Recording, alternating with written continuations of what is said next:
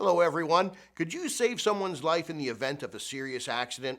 Well, in this edition of the OCHD's Health Headlines, Scott Carter shows us how anyone can perform a critical life-saving technique in a bleeding emergency before EMTs arrive.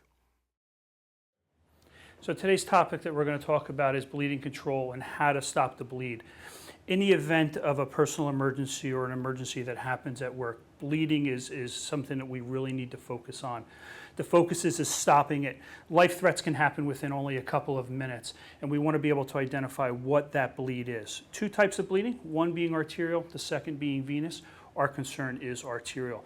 In the event we have somebody that's bleeding from an injury or an incident, we want to be able to sit them down, lay them down as quick as we can, and we want to be able to put our hand on and above that injury. Ideally, for true purposes, we want to put some type of protection on. I'm not using that for demonstrations, but some type of glove or a product over top of the wound to keep you safe. Once you put your hand over top of that and start holding pressure, we want to be able to try to obtain some type of commercially prepared tourniquet or bleeding control kit. The tourniquet today, very simple. Ideally, we want to put it on either the arm or the leg, depending on where our injury is. We open up that tourniquet. We're going to take that arm. We're going to put it on as high and as tight as we can. So we're going to put it on high. We're going to pull it as tight as we can.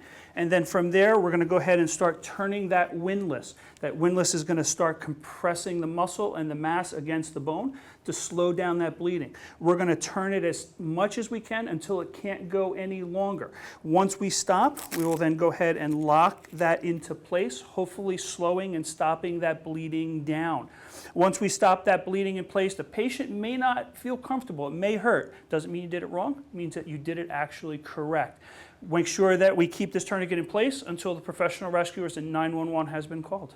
Okay, thanks, Scott. Now, keep in mind, statistics also show more people are surviving and making it to the hospital in time because these simple techniques were applied. Okay, that's going to do it for now. I'm Brian LePay. We'll see you next time.